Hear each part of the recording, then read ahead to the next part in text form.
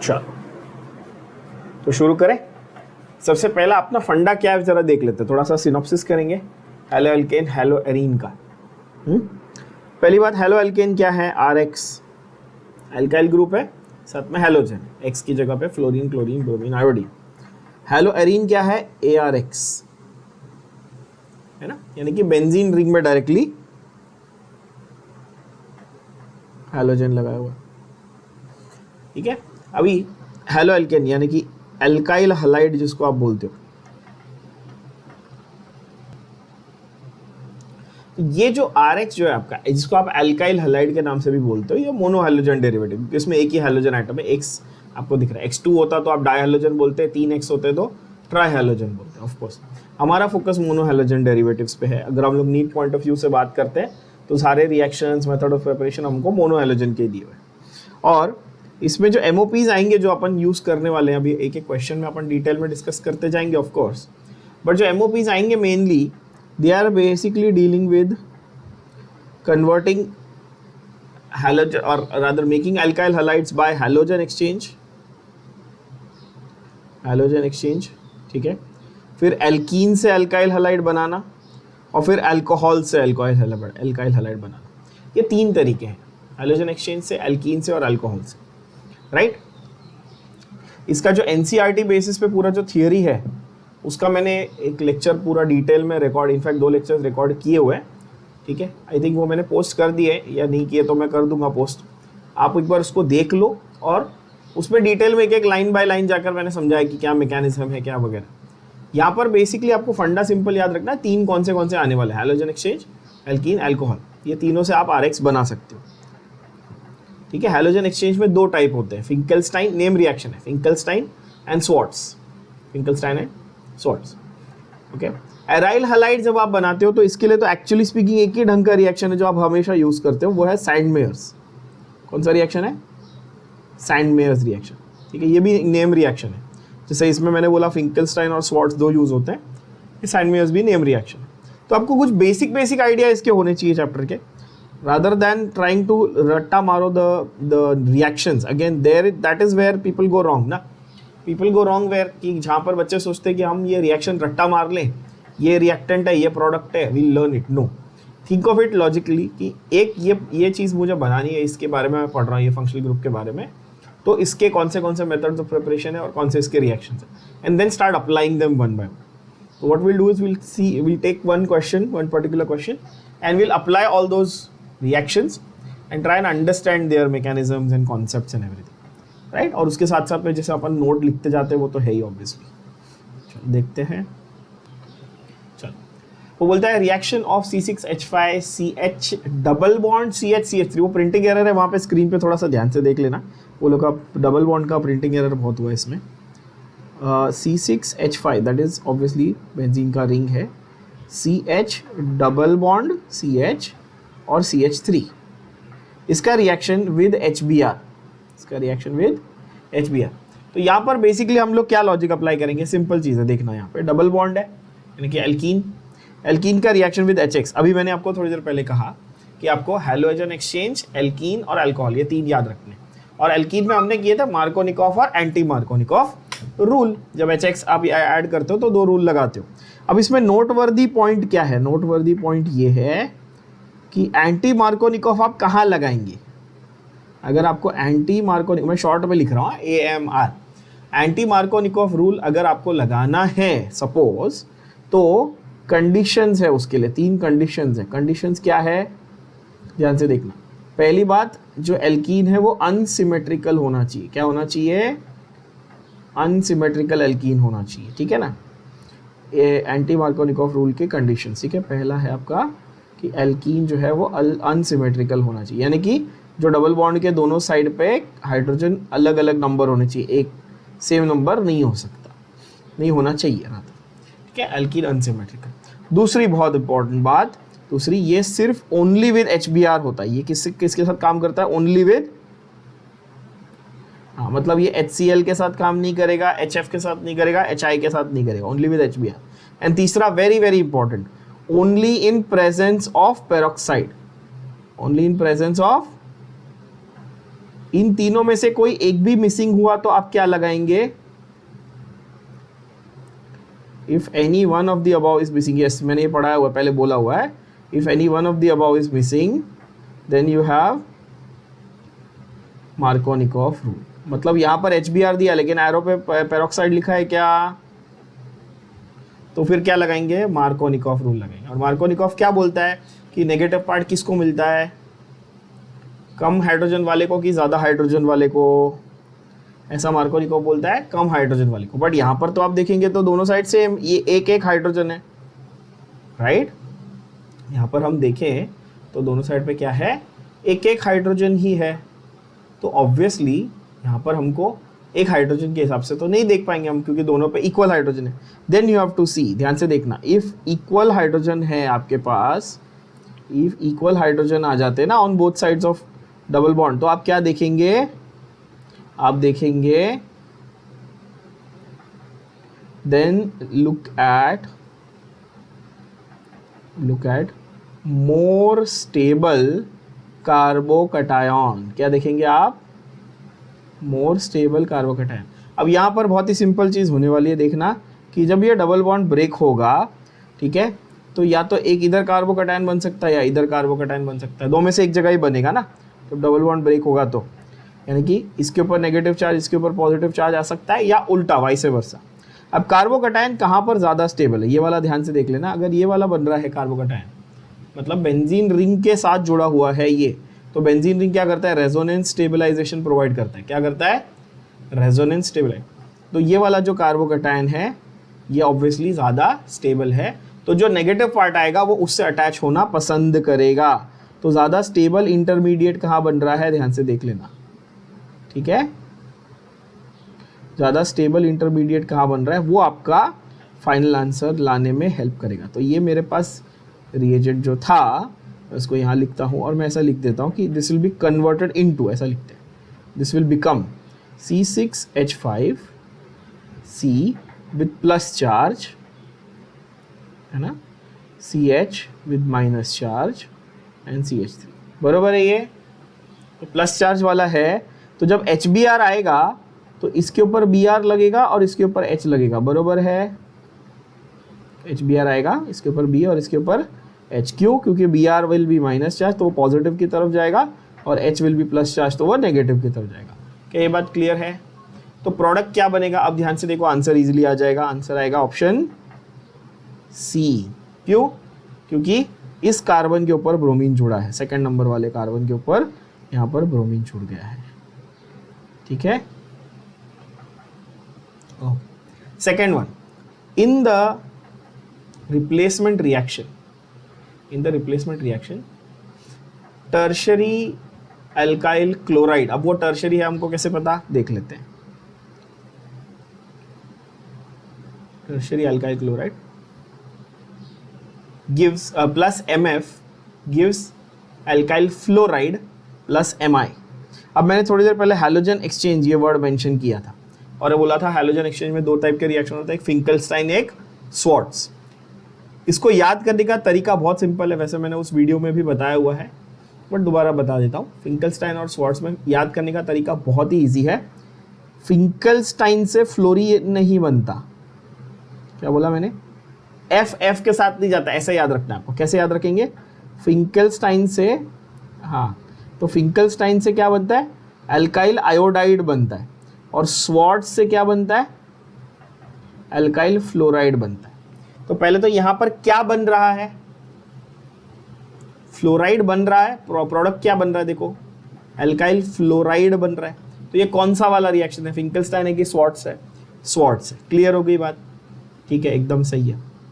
अच्छा, अब ये वाला जो उन्होंने रिएजेंट बनाया हुआ है, जो ये मेरा स्टार्टिंग रिएजेंट बनाया हुआ है, रिएक्टेंट बनाया हुआ है, वो ऐसा बना है, 3 लाइन है और फिर क्लोरीन ऐसा दिया है। ठीक है, इसका मतलब ऑब्वियसली इस तरह से बोल रहे हैं कि भाई CH3 है, CCl है, और इसके ऊपर इधर भी CH3 है और इधर भी CH3, इस तरह से। यानी कि ये टर्ट ब्यूटाइल क्लोराइड बोल रहे हैं। क्या बोल रही है? टर्ट ब्यूटाइल ग्रुप है ना, टर्ट ब्यूटाइल क्लोराइड। और टर्ट ब्यूटाइल क्लोराइड को वो बोल रहे हैं कि भाई अब ये टर्ट ब्यूटाइल फ्लोराइड बन रहा है, टर्ट ब्यूटाइल फ्लोराइड बन रहा है, राइट। अब यहाँ पर फंडा क्या है, फंडा बहुत ही सिंपल है। ये जो टर्शरी कंपाउंड्स हैं, टर्शरी कंपाउंड्स क्या बोल रहा मैंने, टर्शरी कंपाउंड जो हैं वो कौन सा मैकेनिज्म फॉलो करेंगे, विल फॉलो SN1, क्या फॉलो करेंगे, SN1। ये है ना, इसको भी ट्रिक मैंने बताई है पहले, वो एक बार देख लेना ध्यान से। उसमें भी SN1 SN2 कैसे याद रखेंगे, 2 का 1 1 का 2, यानी कि अगर प्राइमरी होता वो SN2 फॉलो करता, प्राइमरी कंपाउंड होता तो SN2 फॉलो करता, टर्शरी कंपाउंड है तो SN1 फॉलो करेगा। ठीक है, टर्शरी कंपाउंड है तो क्या करेगा, SN1 फॉलो करेगा। अब यहाँ पर भी यही फंडा है भाई, जो फ्लोरीन है वो अटैक करना चाहिए इसके ऊपर, तभी जाके ये बनेगा। देखो यहाँ पर आपको फंडा, आपको इसका जो मैकेनिज्म वो किस तरह याद करना है, टेक्स्ट बुक की भाषा से नहीं, आपको सिंपल भाषा में याद रखना है। मैं बोलूँगा कि यहाँ पर क्लोरीन के साथ में कार्बन का ब्रेकअप होगा, क्लोरीन के साथ में कार्बन का जो बॉन्ड था वो टूटेगा, और जो MF है यानी कि मेटालिक फ्लोराइड है, इन दोनों का भी आपस में बॉन्ड टूटेगा, फिर फ्लोरीन यहाँ जाएगा और क्लोरीन वहाँ से यहाँ आएगा, तभी तो बात बनेगी, है कि नहीं, राइट। मतलब कि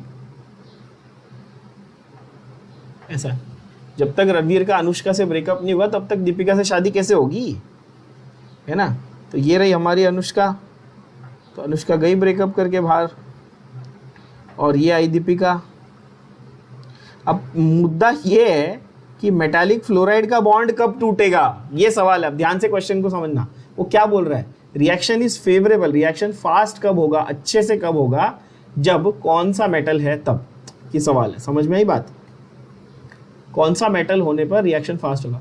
अच्छा, कौन सा रिएक्शन मेटल होने पर फ्लोरीन आसानी से अपना बॉन्ड तोड़ के यहाँ पे आएगा, तो भाई जितनी पोलैरिटी होगी, जितना आयोनिक होगा, जितनी पोलैरिटी होगी, जितना आयोनिक होगा, फ्लोरीन उतना आसानी से अपना बॉन्ड तोड़ के आएगा। यानी कि आपको मेटल सबसे इलेक्ट्रोपॉजिटिव चाहिए, बोलो हाँ कि ना, मेटल कैसा चाहिए, सबसे इलेक्ट्रोपॉजिटिव। अब ये चार जो दिए ना, सोडियम, पोटेशियम, लिथियम, रुबिडियम, ये ग्रुप 1 के मेटल है, मैंने एस ब्लॉक में आपको ऑलरेडी पढ़ा दिया। इन सब में सबसे इलेक्ट्रोपॉजिटिव रुबिडियम है, तो आंसर होगा ऑप्शन सी। आर, बी और एफ अगर होगा तो ये मोर आयोनिक कैरेक्टर मतलब इजीली ब्रेक होगा ये बॉन्ड, तो फ्लोरीन जल्दी जाके अटैक करेगा, तो फेवरेबल रिएक्शन हो जाएगा। हमने ये भी उसमें देखा हुआ है वैसे कि लिथियम फ्लोराइड जो होता है उसके पास कोवैलेंट कैरेक्टर होता है, और कोवैलेंट कैरेक्टर अपने को नहीं चाहिए, अपने को यहाँ पर पोलैरिटी चाहिए। तो answer is option C. Third question, when chlorine is pass through propene, when chlorine is passed through propene at 400 degrees Celsius, what is formed? It's a very easy, direct, simple question, very direct question this is. ठीक है, देखो chlorine is pass through propene. अब अगर आपको ऐसा लगता है कि यार ये ना रैंडम ऐसे क्वेश्चन उठा के देते हैं, मेरे को स्ट्राइक ही नहीं होता, है ना, ज़्यादातर बच्चों को लगता है, आपको भी लगता ही होगा ऑफ कोर्स, कि मेरे को स्ट्राइक ही नहीं होता सर, मैंने एक क्वेश्चन पढ़ा, मेरे को स्ट्राइक ही नहीं हुआ कि क्या करना है। तो बेस्ट तरीका बताता हूँ इसको टैकल करने का। बेस्ट तरीका, पूरे क्वेश्चन में से आपको दो चीज़ें क्या समझ में आई जो आपस में रिएक्ट करने वाली है, एक तो क्लोरीन है, दूसरा क्या है, प्रोपीन है। बस इतना पकड़ लिया ना, कॉमन सेंस है ये, इतना बस दो चीज़ें पकड़ ली ना, आंसर आ गया। तो क्या बना लो, प्रोपीन बना लो। क्या बनाएंगे, प्रोपीन बना लो, और साथ में क्या बना लिया, क्लोरीन। यहां तक तो सिंपल है ना। जब क्लोरीन इसके साथ में रिएक्ट कर रहा है और हाई टेम्परेचर पे रिएक्ट कर रहा है, क्या कर रहा है, दिया है ना 400 डिग्री सेल्सियस हाई टेम्परेचर। तो एट हाई टेम्परेचर क्या होता है। अच्छा, नॉर्मली तो आप बोलोगे कि डबल बॉन्ड दिख रहा है सर मेरे को, तो मैं क्या करूंगा, डबल बॉन्ड दिख रहा है तो मैं हर बार बोलता हूँ डबल बॉन्ड को तोड़ो, आजू बाजू समथिंग समथिंग जोड़ो, हर बार ऐसे करते हैं अपन। तो आप बोलोगे कि हाँ सर, अच्छा अपन डबल बॉन्ड को हटाते, क्लोरीन लगा देते, अपना आंसर आ गया, है ना। लेकिन यहाँ पर कैच है ये हाई टेम्परेचर। तो यहाँ पर क्या नोट करेंगे आप, और आंसर आपका इजीली आ जाएगा। देखो एकदम सिंपल नोट कराता हूँ, उससे आंसर आ जाएगा। At very high temperature, at high temperature, है ना, या तो हाई टेम्परेचर होता है या तो फिर यूवी लाइट वगैरह होती, अपन किए ये भी, यूवी लाइट, डिफ्यूज सनलाइट वगैरह। At high temperature substitution occurs instead of addition. क्या होता है, टेम्परेचर जब बढ़ता है तो सब्स्टिट्यूशन होता है इंस्टेड ऑफ एडिशन, एडिशन नहीं होता, सब्स्टिट्यूशन हो जाता है। तो यहाँ पर सब्स्टिट्यूशन हो जाएगा, यानी कि एक हाइड्रोजन हटके क्लोरीन आ जाएगा। अब कौन सा हाइड्रोजन हटेगा ये सवाल है। अब क्या होगा, कौन सा वाला हाइड्रोजन हटेगा? तो किसके पास यहाँ पर CH3 CH double bond CH2, ठीक है, तो किसके पास है इजीली देने वाला हाइड्रोजन? CH3 के पास। तो this will become CH2 Cl CH double bond CH2। और इस कंपाउंड का नाम क्या है? ऑब्वियसली इसका नाम क्या है? Allyl chloride. क्या नाम है? Allyl chloride. अब आप बोलोगे सर मेरे को एलाइल क्लोराइड मैं पहली बार सुन रहा हूँ, पहली बार सुन रही है ना, तो वो भी उसका भी दिमाग उसका भी बताता हूँ कैसे याद रखना है, सिंपल तरीके से याद रखना है। Whenever functional group is attach to sp3 वाला कार्बन, अभी सिंगल बॉन्ड है, इसके आजू बाजू सब सिंगल बॉन्ड है, ये सब सिंगल बॉन्ड है, तो ये sp3 है। डबल बॉन्ड होता है तो sp2 होता, ये वाला sp2। तो when functional group bonded to sp3 bonded to sp2 होता है, उसको एलाइल बोलते हैं। Functional group to sp3 to sp2 होता है तो क्या बोलते हैं? एलाइल। और अगर functional group directly to sp2 होता तो बोलते हैं विनाइल। पॉलीविनाइल क्लोराइड किया ना पॉलीमर्स में अभी पिछले सेशन में, विनाइल वी वाला। तो अगर डायरेक्टली sp2 से जुड़ा होता, डायरेक्टली कार्बन के डबल बॉन्ड से जुड़ा होता तो विनाइल बोलते हैं, sp3 से sp2 को जुड़ा हुआ है तो एलाइल बोल रहे हैं। क्लियर है?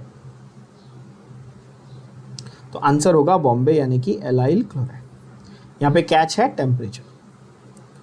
Okay, next is elimination reaction. This is उल्टा ऑफ मार्कोनिकॉफ एंटी मार्कोनिकॉफ, बहुत इजी है, ठीक है। ये जो है ये मार्कोनिकॉफ एंटी मार्कोनिकॉफ का उल्टा है। एलिमिनेशन में ठीक है क्या क्या होता है, वो 4 स्टेटमेंट दिए उसने आपको, और फिर उसके बाद ऑप्शंस दिए। नीट 2020 लास्ट ईयर में आया हुआ क्वेश्चन है, और ये कंफ्यूज कैसे करता है आपको, वो 4 स्टेटमेंट देके फिर 4 ऑप्शन दे रहा है। बच्चे कई बार घाई क्या करते हैं, आप भी कर सकते हो सकता है आपने भी देख के तुरंत हाँ बीटा एलिमिनेशन होता है ए, अरे भाई घाई मत करो, ए बरोबर है ठीक है, पर ऐसे उसने स्टेटमेंट दी है, वो ऑप्शन ए नहीं देखना है, A B C D 4 statement दिए। अब वो गिनते हैं अपन कि देखते हैं ध्यान से कि क्या क्या स्टेटमेंट है और कौन सी स्टेटमेंट करेक्ट है, ठीक है। तो पहली बात तो ये कि भाई एक जैसे सब्स्टिट्यूशन किया था SN1, यहाँ पे बोला था SN1, वैसे एलिमिनेशन भी होता है, E1 और E2 फॉलो करता है ना, E1 और E2। तो एलिमिनेशन रिएक्शन जो है वो तो बरोबर है, ठीक है। एलिमिनेशन रिएक्शन कैसा दिखता है, आपने RX लिया और उसमें से क्या बनाया, आपने बनाया एल्कीन, ठीक है, आपने क्या बनाया, एल्कीन बना दिया, जो भी है करस्पॉन्डिंग एल्कीन। 4 कार्बन का एल्काइल हैलाइड था, 4 कार्बन का एल्कीन, 5 का था तो 5 का, इसमें कार्बन का नंबर चेंज होगा। अच्छा, यहाँ पर हो क्या रहा है, यहाँ पर एलिमिनेशन रिएक्शन हो रहा है, वो तो नाम में क्वेश्चन में दिया है, क्वेश्चन में ही दिया हुआ है। तो ये जो एलिमिनेशन होता है, ठीक है, अब इसमें क्या वाटर मॉलिक्यूल निकल रहा है कि हाइड्रोजन और हैलोजन निकल रहा है? आप बोलोगे सर हमको कैसे पता, तो बता देता हूँ भाई, HX। इज इट नॉट उल्टा exactly of what we did in question number 1? Alkene plus HX giving alkyl halide, यहाँ पे उल्टा बोल रहा है भाई, alkyl halide gives alkene plus HX। बात बरोबर है, समझ में आ रही? सिंपल। तो एलिमिनेशन ठीक है, ओके। अब ये एलिमिनेशन कौन से टाइप का, इसको हम लोग बीटा एलिमिनेशन ही कहते हैं। क्यों कहते हैं बीटा एलिमिनेशन, एक एग्जांपल के साथ समझोगे तो अच्छे से समझ में आएगा। CH2 सिंगल बॉन्ड है, ये आपका X है और ये आपका H है। ये मैंने टेक्निकली इथाइल हैलाइड लिखा, चेक करो, CH3 CH2X लिखा। तो ये वाला X इस कार्बन से जुड़ा हुआ, ये अल्फा है तो इसका भाई हो गया बीटा। तो अगर फंक्शनल ग्रुप अल्फा कार्बन दे रहा है तो बीटा कार्बन क्या देगा, हाइड्रोजन। क्या निकला, हाइड्रोजन भी निकला, हैलोजन भी निकला। क्या निकला, हाइड्रोजन भी निकला और हैलोजन भी निकला। यानी कि इसको मैं डीहाइड्रो हैलोजिनेशन बुला सकता था क्या? ऑफ कोर्स, डीहाइड्रो हैलोजिनेशन, यानी हाइड्रोजन भी गया हैलोजन भी गया। और इसी को मैं बीटा एलिमिनेशन बोलता हूँ। क्यों, अभी प्रूव किया, क्योंकि हाइड्रोजन कौन दे रहा है, बीटा कार्बन दे रहा है। हाइड्रोजन कौन दे रहा है, बीटा कार्बन दे रहा है। अब इसमें एक फैक्चुअल चीज आपको क्या याद रखनी, इसमें जो रूल अप्लाई होता है टू प्रिडिक्ट द प्रोडक्ट, जैसे कि एडिशन के लिए मार्कोनिकॉफ एंटी मार्कोनिकॉफ याद कर रहे थे, वैसे उल्टा निकालने के लिए ज़ेडज़ेफ रूल अप्लाई करेंगे। ज़ेडज़ेफ तो आप देखो, आप स्टेटमेंट्स को चेक करो, बीटा एलिमिनेशन करेक्ट है, ए स्टेटमेंट राइट है, जेडजेव रूल फॉलो करता है, ये राइट है, हाँ ठीक है। तीसरा उसको डिहाइड्रो हैलोजिनेशन बोलते हैं, ठीक है। चौथा स्टेटमेंट सही है क्या, डिहाइड्रेशन। अगर वाटर मॉलिक्यूल निकालता, एक्स की जगह OH होता, वाटर मॉलिक्यूल निकालता तो डिहाइड्रेशन होता ना। वो तो अल्कोहल्स में हो सकता है क्योंकि OH ग्रुप तो अल्कोहल के पास है, तो यहाँ पे डिहाइड्रेशन नहीं होगा, यहाँ पे सिर्फ A, B and C, यानी कि option A is your correct answer. गई बात बुद्धि में। नेक्स्ट वो बोलता है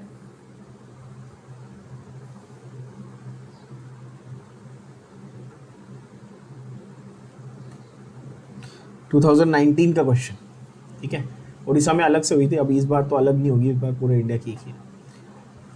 hydrolysis reaction that takes place at the slowest rate, इनमें से कौन सा वाला सबसे स्लो रिएक्शन होगा, ये वो पूछ रहा है। इनमें से कौन सा वाला सबसे स्लो रिएक्शन होगा। तो पहला तो आपको इसमें एक फंडा सिंपल सा याद रख लेना है कि aryl halides are always less reactive than aryl halides are less reactive than alkyl halides. ठीक है, ये बात पहले क्लियर कर लेनी अपने दिमाग में। क्लियर है ये? तो आंसर क्या होगा, आंसर ए और डी में से ही होगा क्योंकि उसमें एराइल ग्रुप है, बी और सी में तो मतलब ओपन चेन है। ठीक है, अब ए और डी में मेरे को चेक करना है, ध्यान से देखना। डी बोलता है कि आपने बेंजाइल क्लोराइड लिया, benzene ring with CH2 with chlorine, इस benzyl chloride of course we know that, और उसको एक्वस NaOH के साथ डाला तो डायरेक्टली क्लोरीन गया और OH आ गया, मतलब डायरेक्ट सब्स्टिट्यूशन हुआ, ऐसा बता रहा है ना वो। डायरेक्ट क्या हुआ, सब्स्टिट्यूशन हुआ। पर रियलिटी ये है कि aromatic systems, do they prefer to go undergo substitution? No, they actually prefer to go electrophilic reactions. They will go undergo substitution, yes, but in rare conditions and more so in electrophilic reagent, with electrophilic reagent, यानी कि electron deficient reagent जो होते हैं ना, उनके case में। अभी option A को अगर आप ध्यान से देखेंगे, ऑप्शन ए को ध्यान से देखेंगे तो NaOH में से H और बेंजीन रिंग के साथ जुड़ा हुआ क्लोरीन निकल गया, HCl निकल गया। तो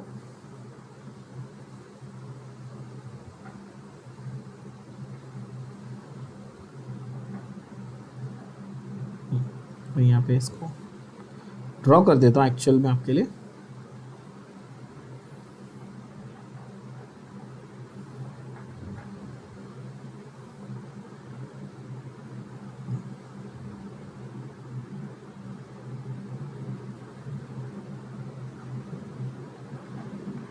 एक्वस NaOH के साथ में इस पर डायरेक्ट सब्स्टिट्यूशन नहीं हो सकता। क्या नहीं हो सकता? डायरेक्ट सब्स्टिट्यूशन नहीं होता कभी, क्योंकि एरोमेटिक रिंग है और एरोमेटिक रिंग में डायरेक्ट सब्स्टिट्यूशन नहीं होता। समझ गए? तो आप बोलोगे ठीक है डायरेक्ट सब्स्टिट्यूशन नहीं होता, तो क्या होता है भाई? तो ये होता है कि ये क्लोरीन जो है ये इस H के साथ जाएगा, तो बचा क्या? ONa। क्या बच गया? ONa। तो ये हुआ आपका स्लोएस्ट रेट। क्यों? क्योंकि लेस रिएक्टिव होते हैं ना, एराइल हैलाइड्स क्या होते हैं? लेस रिएक्टिव होते हैं, इसीलिए ऑब्वियसली आपका ये स्लोएस्ट रेट पे रिएक्ट करेगा। समझ में आई बात? 6th क्वेश्चन देखते हैं, नेक्स्ट वाला बहुत ही प्यारा क्वेश्चन है। ABCD वाले क्वेश्चन जो है ना, आप लोग डरते हो, लेकिन सबसे अच्छे क्वेश्चन यही होते हैं, क्योंकि इसमें आपको मैकेनिज्म और ये वो ज़्यादा नहीं सोचना पड़ता। इसमें सिर्फ A becomes B, B becomes C, मतलब कौन कहाँ कैसे जा रहा है लॉजिकल सीक्वेंस में, बस वो देख लेना है, अपने आप आंसर आ जाता है। बहुत ध्यान से, बहुत सिंपल है। मैं आपके लिए रिएक्शन लिखता हूँ 6th का, स्टार मार्क किया हुआ है, बहुत अच्छा क्वेश्चन है, नीट 2018 में आया हुआ क्वेश्चन। ठीक है, देखो क्या बोलता है वो। A सोडियम के साथ ट्रीट किया तो B बना, फिर उसको A को ही PCl5 के साथ ट्रीट किया तो C बना। ठीक है, और B और C जो है वो साथ में रिएक्ट करके डाईथाइल ईथर बनाते हैं। तो A, B और C क्या क्या है? तो पहले तो ये जो उसने केमिस्ट्री की भाषा में लिखा है उसको आप सिंपल भाषा में अपनी इंग्लिश में लिख लो। वो बोला भाई A है, ए ने बी भी बनाया, ए ने बी भी बनाया और ए ने ही सी भी बनाया।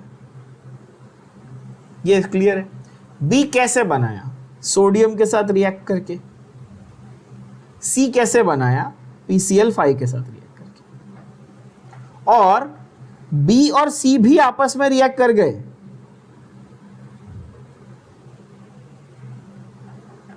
बी और सी आपस में रिएक्ट कर गए और बी प्लस सी जब आपने किया तो आपको मिला डाई इथाइल ईथर। क्या मिला? और वो पूछ रहा है डाई इथाइल ईथर ये मिला, ठीक है। वो बोल रहा है ए बी और सी क्या है। बहुत ही प्यारा, बहुत ही simple question.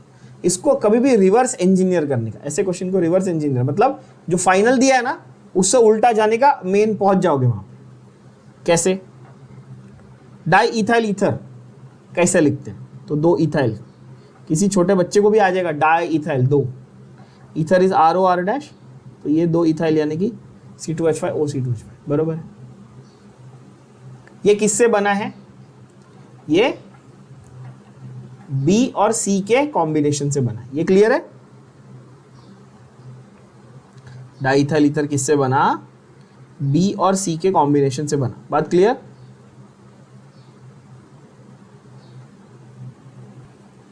Now, whenever I want to make ether, it should immediately strike होना चाहिए कि ईथर बनाने के दो ही तरीके हैं। एक है विलियमसन सिंथेसिस और एक है कंटिन्यूअस ईथरिफिकेशन। क्या है? विलियमसन सिंथेसिस और कंटिन्यूअस ईथरिफिकेशन। अब विलियमसन सिंथेसिस याद करने का तो बेस्ट तरीका मैं हमेशा बताता ही हूँ, आप भी याद कर लो, सब लोग ध्यान से देख लो। विलियमसन सिंथेसिस में कैसे याद रखेंगे? इजी तरीका, I call it, I don't know other teachers call it or not, but I call it रोना रिएक्शन। क्या बोलता हूं मैं उसको? रोना रिएक्शन, RONA। सोडियम रहेगा, ऑक्सीजन रहेगा और साथ में एक एल्काइल ग्रुप रहेगा। इसको हम लोग बोलते हैं सोडियम इथॉक्साइड। क्या बोलते हैं? Sodium ethoxide. मतलब कि ईथर बनाने के लिए सोडियम इथॉक्साइड चाहिए। क्या चाहिए? सोडियम इथॉक्साइड चाहिए। अच्छा, ये क्लियर है। यहाँ पर विलियमसन से आप जब ईथर बना रहे हो तो आपको सोडियम इथॉक्साइड मांगता है। आप बोलोगे ठीक है। और दूसरी थोड़ी सी कॉमन सेंस लगा लो जरा, कि यहाँ पर इस बी में R के साथ समथिंग रहेगा, सी में भी R के साथ समथिंग रहेगा, और ये दोनों R ही यहाँ पे आने वाले हैं क्योंकि बी और सी के कॉम्बिनेशन से बना है। बोलो यस और नो। तो आपके पास जो फाइनल प्रोडक्ट है इसमें R ग्रुप दोनों कौन से? दोनों एल्काइल ग्रुप कौन से? दोनों एल्काइल ग्रुप इथाइल ही है। दिख रहा है, अंधे तो है नहीं अपन। इथाइल इथाइल यानी कि C2H5 ये भी मालूम है, इजी हो गया। Okay, C2H5। अभी बी जो है उसमें मैंने क्या बोला? एक कंपोनेंट तो आपको सोडियम इथॉक्साइड चाहिए, तो बी सोडियम इथॉक्साइड होगा कि सी होगा? कौन सा वाला सोडियम को यूज करके बनाया था? बी वाला सोडियम को यूज करके बनाया था, तो वो सोडियम इथॉक्साइड हो गया। इजी। तो बी तो मिल गया तुमको। क्या? C2H5ONA। आंसर आ गया वैसे, बाय द वे आंसर क्या आ गया? ऑप्शन दिल्ली, डी है ना। आंसर तो क्लियरली आ गया, बट फिर भी पूरा कंप्लीट कर लेते हैं, समझ लेते हैं। Alcohol will react with sodium to give sodium ethoxide. आप बोलोगे ये कैसे हम लोग को याद रहेगा? तो एक्चुअली अगले चैप्टर में अल्कोहल फिनॉल में करेंगे अपन, बट वैसे भी जनरली सोडियम जो है यानी कि कोई भी मेटल जो है वो हाइड्रोजन को डिस्प्लेस करता है, तो हाइड्रोजन हटाओ सोडियम लगाओ, देखो चेक कर लो। तो ए बन गया इथाइल अल्कोहल, सीधी बात है। और वही इथाइल अल्कोहल जो है वो इथाइल क्लोराइड बनेगा, OH- जाएगा, Cl- आएगा, न्यूक्लियोफिलिक सब्स्टिट्यूशन। तो मेरा ए बी और सी तैयार हो गया। ये रहा मेरा सी, ये रहा मेरा ए और ये रहा मेरा आंसर है ऑप्शन दिल्ली यानी कि डी, ए बी और C. Ethyl alcohol, sodium ethoxide and ethyl chloride, तो डाई इथाइल ईथर ऑब्वियसली उससे ही बनने वाला है। तो कॉमन सेंस की बात होगी। नेक्स्ट है कंपाउंड C7H8 नाउ ये आपको याद कर लेना है, ये चीज़ जो है ना, ये दिमाग में थोड़ी बिठा लेनी है, याद कर लेना है, नहीं तो बहुत गड़बड़ हो जाएगी। याद ये करना है कि C6H6 बेंजीन होता है, C6H6 बेंजीन होता है, सबको मालूम है। C7H8 ये क्या है, ये टोलुइन है। क्या है ये? टोलुइन। टोलुइन तो आपको लिखने आता ही है। टोलुइन क्या होता है? Benzene ring with 1CH3। Very good, 1CH3। अब ये इजी है, वो बोल रहा है भाई टोलुइन ने पहले किसके साथ रिएक्ट करा? क्लोरीन के साथ। क्लोरीन के साथ हीट किया। हीट किया, सब्स्टिट्यूशन होगा कि एडिशन होगा? अभी बोला था थोड़ी देर पहले, सब्स्टिट्यूशन होगा। वेरी गुड, सब्स्टिट्यूशन होगा। हीट या लाइट दोनों आ गया तो सब्स्टिट्यूशन। फिर ब्रोमीन के साथ उसने रिएक्ट करा,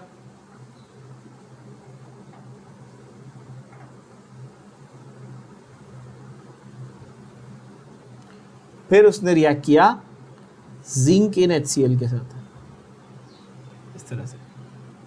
और वो बोलता है कि प्रोडक्ट क्या बना बताओ, क्या प्रोडक्ट बना बताओ। अच्छा, यहां पर उसने एक कैच दिया आपको। उसने कितने दिए? 3 Cl2 दिए। ध्यान से देखो, कितने दिए एरो पे? कितने दिए एरो पे? 3 Cl2 दिए। 3 Cl2, 3 Cl2। तो इसका ये मतलब सीधा सीधा अब हो जाता है, ध्यान से देख लेना कि A जो है वो क्या बनेगा। A जो है,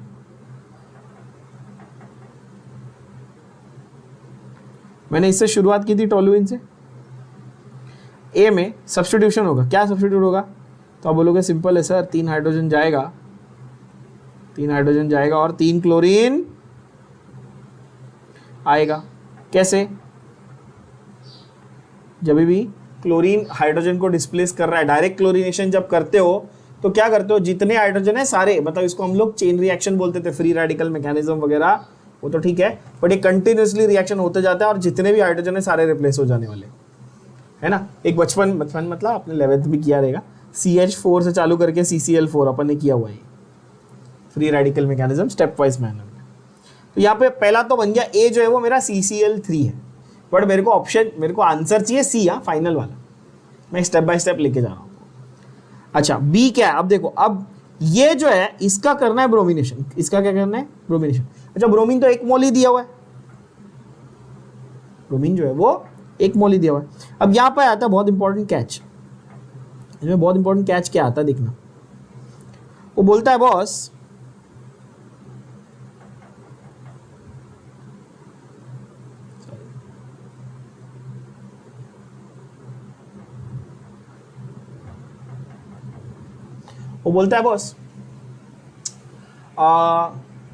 CCl3 जो है वो जब ब्रोमीन के साथ ये पूरा कंपाउंड रिएक्ट करता है तो CCl3 ब्रोमीन को कहाँ पे भेजेगा? मेटा पोजीशन पे, ऑर्थो पोजीशन पे, पैरा पोजीशन पे, कहाँ पे भेजेगा?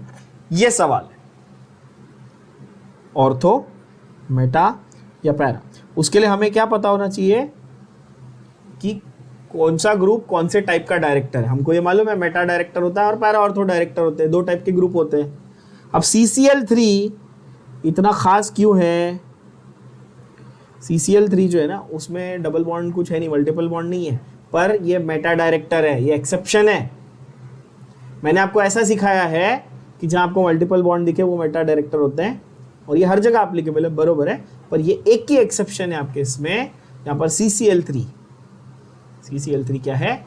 ये मेटा डायरेक्टर है। क्या है ये? Meta director. तो जब ये ब्रोमीन को अपने साथ रखेगा तो ये क्या बनाएगा बच्चे?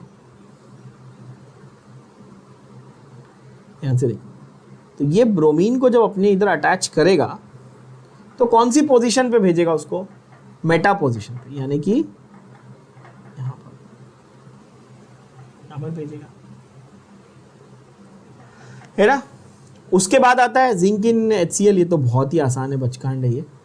Zinc in acid, any metal in any acid always good reducing agent. ये मैंने रटवाया हुआ है, ये बोला हुआ है बहुत बार। Any metal plus any acid का कॉम्बिनेशन गुड रिड्यूसिंग एजेंट। तो ये क्या करेगा? ये इसको वापस से अब लेकिन ये क्या करने वाला है, ध्यान से देखना, अब ब्रोमीन लेके बैठा ना, ये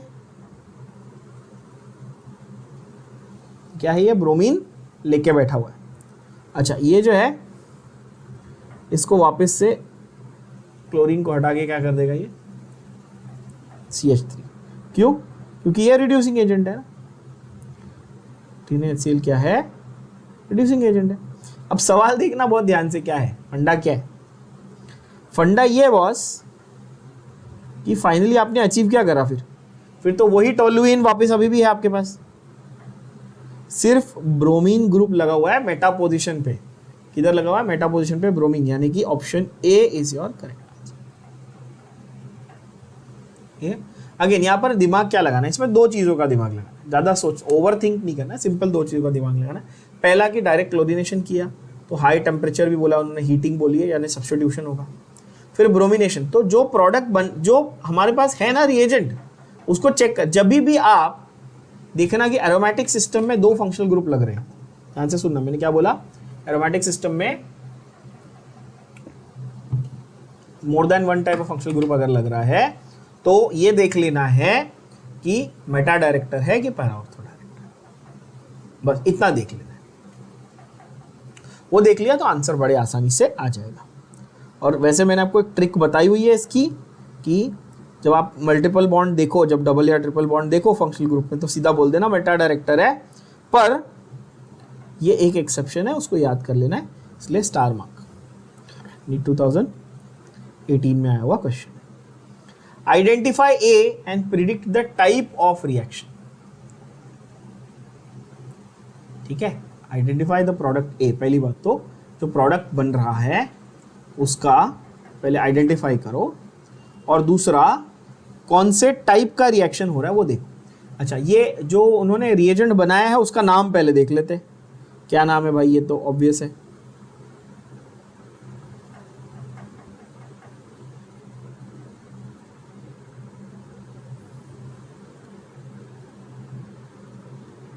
OCH3, यानी कि एनिसोल मेटा पोजीशन पे ब्रोमीन। दो फंक्शनल ग्रुप है ना, एक OCH3 है और एक ब्रोमीन है, तो ऑर्थो मेटा पैरा बोलना पड़ेगा। ठीक है, कौन सी पोजीशन पे, ये मेटा पोजीशन पे। यहाँ होता तो आप ऑर्थो बोलते, यहाँ होता तो पैरा बोलते। अच्छा, तो ये मेटा, तो this is Meta bromo anisole.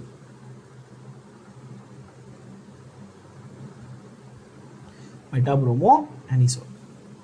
अच्छा, वो ये बोल रहा है भाई मेटा ब्रोमो एनिसोल का रिएक्शन किससे करवाया आपने, NaNH2 से, NaNH2 से, राइट। ओके, तो यहां पर ये इस रिएक्शन का बेसिकली क्या बोलते हैं, प्रोडक्ट क्या बनने वाला है और ये कौन सा पाथवे फॉलो करने वाला है वो पूछ रहा है, प्रोडक्ट और पाथवे। ठीक है, तो ये तो काफ़ी सिंपल है। जब भी आपका ब्रोमो एनिसोल का रिएक्शन हो रहा है, ये जो ब्रोमो एनिसोल है ना, इसका रिएक्शन हो रहा है ना, तो ये आपको क्या देगा, बहुत ही सिंपल है, देखो, sodium will go with bromine, yes, sodium will go with bromine, and the product that will be formed will be what,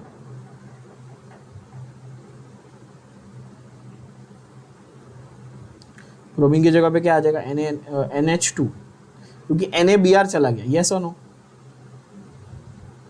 अच्छा, तो यहां पर क्या हुआ, सब्स्टिट्यूशन रिएक्शन हुआ, क्या हुआ, सब्स्टिट्यूशन रिएक्शन हुआ, और प्रोडक्ट क्या बना, ये रहा ऑप्शन डी आपका सामने एनिसोल में। तो यहाँ पर मेटा अमाइनो एनिसोल बना, मेटा ब्रोमो था, अभी मेटा पे अमाइनो आ गया। अच्छा, इसमें इंटरेस्टिंग चीज़ नोट करने जैसी ये है, ठीक है, अब ये एक्चुअली आपके एनसीईआरटी में इतना डिटेल में नहीं दिया है, बट बता रहा हूँ, बेंजाइन के बारे में। बेंजीन तो सुना हुआ है obviously, benzene intermediate is form with this, क्या बनता है इसमें, लेकिन वो ज़्यादा स्टेबल नहीं होता, इसलिए उसके बारे में एनसीईआरटी में ज़्यादा आपको पढ़ाया नहीं जाता और मेंशन भी नहीं है।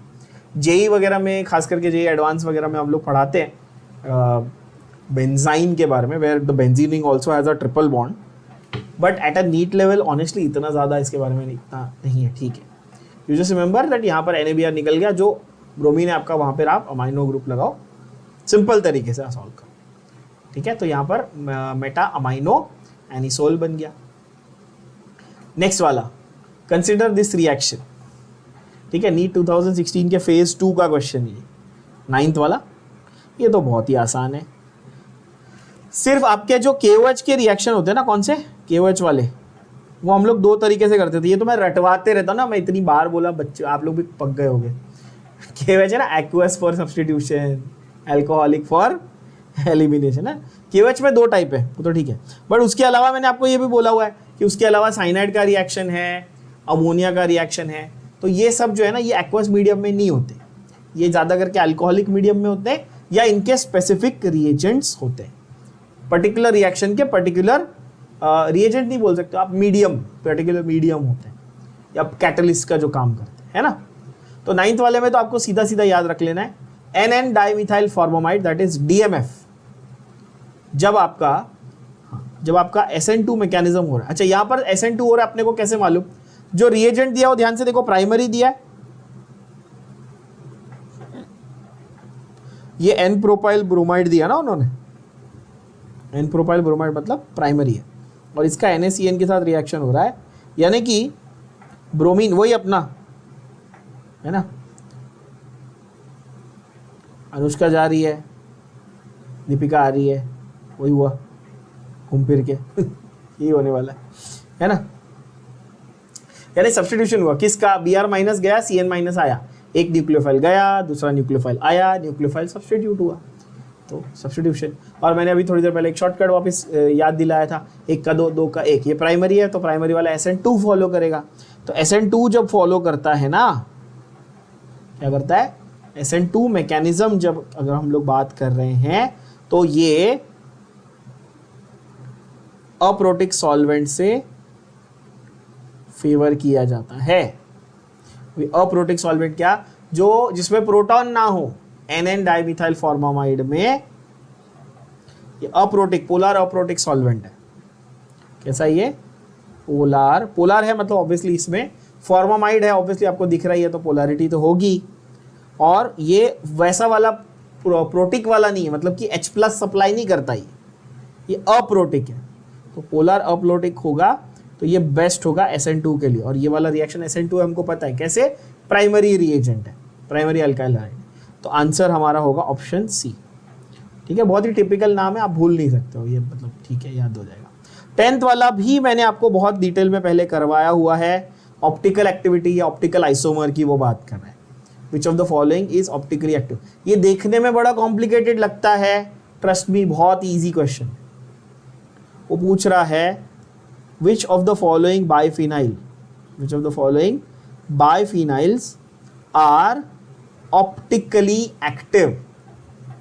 अब आपको उसने बाइफिनाइल्स दिए हुए हैं, और इनमें से कौन सा वाला ऑप्टिकली एक्टिव है वो उसने पूछा है। क्वेश्चन ध्यान से देख लेना जरा, और इसके बारे में एक नोट कर लेना। इन केस ऑफ बाइफिनाइल्स, क्या बोला मैंने, in case of biphenyls, ortho substituted biphenyls are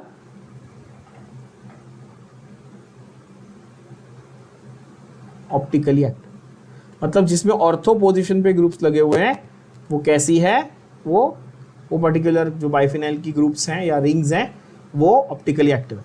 देखो यहाँ पे, अब आप बोलोगे सर ये भी ऑर्थो पे लगा हुआ है, ठीक है, दोनों में ऑर्थो है, बरोबर है, ठीक है। तो ए हो सकता है आंसर, ऑप्शन, मैं सिर्फ आपको ये समझा रहा हूँ ऑप्शन से।